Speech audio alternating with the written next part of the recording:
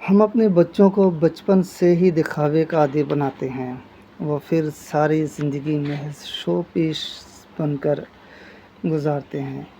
ان کی سوچ اور اپروچ دونوں فالزدہ ہو جاتے ہیں۔ مثلاً آج کل کے والدین، خاص کر کے مائیں، بچوں پر دو چیزوں کے حوالے سے خوب پریشر ڈالتی ہیں۔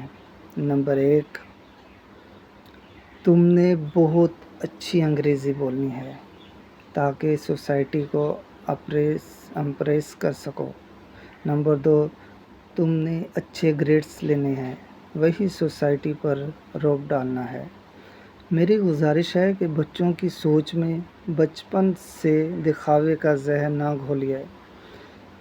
ایسے بچے بڑے ہو کر ہر کام میں دکھاوے ڈھونڈتے ہیں، جیسا کہ گھر لیں گے تو دکھاوے کے لیے، پھر محفلوں میں بیٹھ کر دوسروں کو اپنا گھر لینے کے فضائل گنواتے رہیں گے۔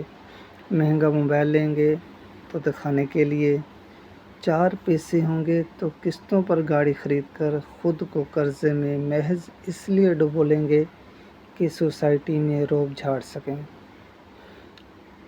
ایسے افراد کی وجہ سے ایک شدید ٹاکسک سوسائٹی وجود میں آ جاتی ہے، جہاں دکھاوا زندگی موت کا مسئلہ بن جاتا ہے اور حلال حرام ہر ذریعے سے اسٹیٹس حاصل کرنے کی دوڑ لگ جاتی ہے۔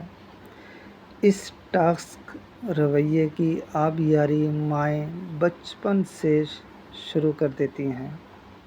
اس سے پرہیز کیجیے۔ سوال یہ ہے کہ بچے کی تربیت کیسے کی جائے؟ بچے کو شروع سے ریئل ویلیو کا کانسیپٹ سمجھائیں۔ انہیں بتائیں کہ کلاس میں اونچے گریڈز یا نمبر لانے کی بجائے ان مضامین کو سیکھنے کی کوشش کرو۔ ان کی گہری انڈرسٹینڈنگ اور ریئل لائف اپلیکیشنز سمجھنے کی کوشش کرو۔ مثلاً تمہیں پتہ ہونا چاہیے کہ کیمسٹری اور فزکس یا بائیولوجی کی ریسرچ یا انجینئرنگ میں کیا اپلیکیشنز ہیں۔ تم ان سائنسز کی مدد سے دنیا کی کون سی عام پرابلم کو حل کر سکتے ہو۔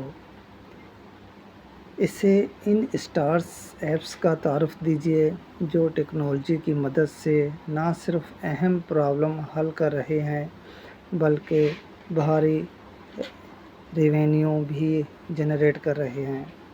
اسے سمجھائیے کہ کس طرح میتھمیٹکس کس طرح دنیا کے تمام علوم کی فاؤنڈیشن ہے۔ اسے انگریزی اس لیے نہ پڑھائیں کہ وہ سوسائٹی پر روب جھاڑ سکے، بلکہ اس لیے پڑھائیں کہ وہ دنیا بھر میں موجود انگریزی کانٹینٹ کو بآسانی سمجھ سکے۔ اسے کم عمری سے ہی مینجمنٹ کا شعور دیجیے تاکہ وہ سرمایہ کی قدر کرنا سیکھے۔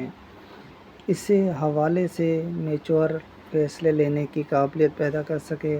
انہیں یہ اہم ترین نکتہ بچپن سے سمجھا دیجیے کہ مادری اشیاء زندگی سہل یا پروڈکٹیو بنانے کے لیے ہوتی ہیں، سوسائٹی پر روب جھاڑنے کے لیے قطعی نہیں۔ یہ ہوتی ہے ریئل ویلیو۔ اپنے بچوں کو اپنے ہاتھوں سے ٹاکس نہ بنائیں، ان کی بچپن سے ہی ایسی تربیت کیجیے، ان کا ایسا مائنڈ سیٹ ڈیولپ کیجیے کہ وہ اپنی فیملی بلکہ پوری سوسائٹی کے لیے ایک مفید مثبت انسان ثابت ہوں۔